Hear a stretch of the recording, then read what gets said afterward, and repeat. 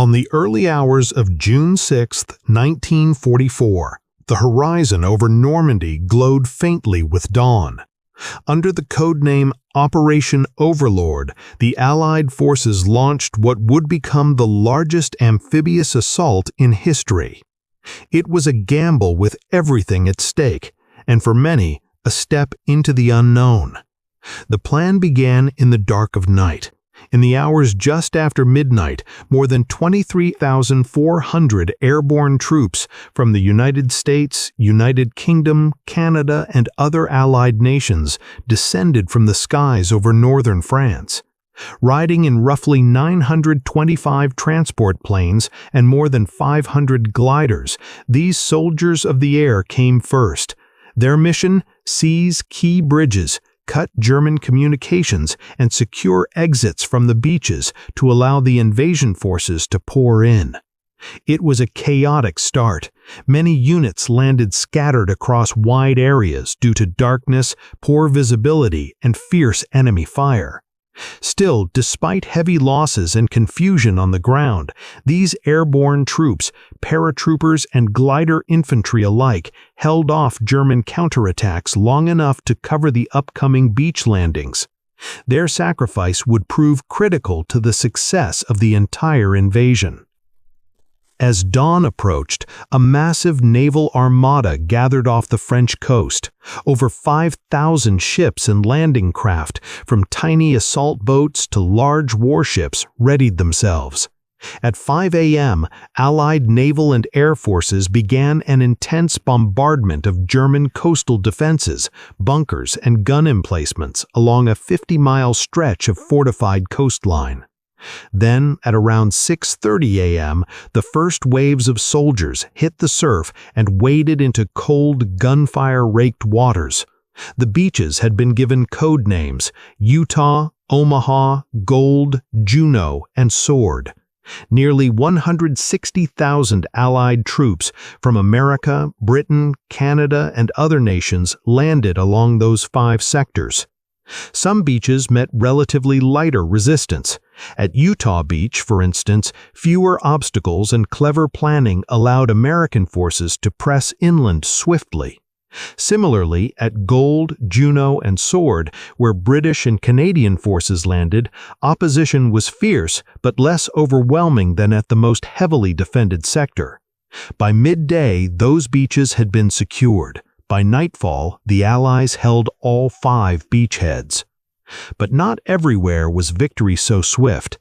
At Omaha Beach, wreathed by cliffs and defended by heavily fortified German gun positions, the landing quickly turned into a nightmare. Obstacles hidden beneath the waves, mines, underwater stakes, and relentless machine gun fire pinned the Americans down. Many landing craft failed to reach the shore properly. Some hung on sandbars, others overturned under fire, leaving soldiers waist-deep or submerged in freezing water. Communication was chaotic, radios drowned out by salt water, weapons jammed by sand. For hours, small groups of men pressed forward in 30-yard bursts, each step a fight for survival. Casualties mounted. Official reports estimate that on D-Day alone, the Allies suffered over 10,000 killed, wounded, or missing, and roughly 2,400 of those casualties occurred just at Omaha. Yet the assault held. Through sheer bravery, improvisation, and leadership under fire, many small groups broke through beach obstacles, scaled seawalls, and worked their way inland. By evening, despite heavy losses, the beachhead was secured, a foothold on continental Europe achieved at staggering cost. But D-Day was only the opening salvo in a much longer, bloodier campaign. The forces that landed had to push inland through hedgerows, farmland, and towns to expand the beachhead and open a route for reinforcements and supplies. In the first few days alone, tens of thousands more troops poured ashore. By June's end, more than 850,000 Allied soldiers, nearly 150,000 vehicles, and well over 500,000 tons of supplies had landed in Normandy. Meanwhile, the destruction and chaos affected not just soldiers but local civilians too.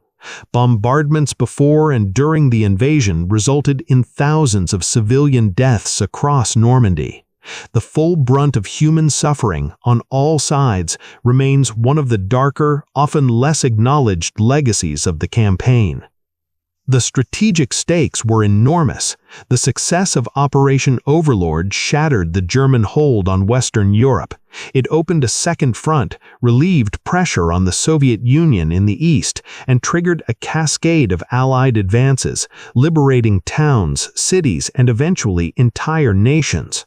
Over months of fierce fighting, Allied forces wore down German resistance in Normandy, paving the way for the march towards Berlin and the ultimate defeat of the Nazi regime.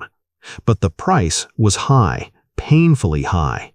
Conservative estimates of total casualties during the Normandy campaign reach into the hundreds of thousands. Among them were tens of thousands of Allied soldiers killed, wounded, or missing, and a comparable number of German soldiers and officers. Entire divisions, infantry and panzer, were rendered combat ineffective. Tanks, aircraft, and equipment were lost by the thousands. Behind the numbers and the violence lie stories of extraordinary human courage. Soldiers charging into surf under fire, medics risking their lives to treat the wounded, airborne troops fighting behind enemy lines against overwhelming odds, and the resilience of civilians caught in the war's shadow. On many Normandy beaches and fields, hope and horror lay side by side. Operation Overlord stands today not just as a major military success, but as a testament to Allied cooperation, sacrifice, and resolve to fight tyranny. For many soldiers and civilians alike, that June day was the beginning of liberation.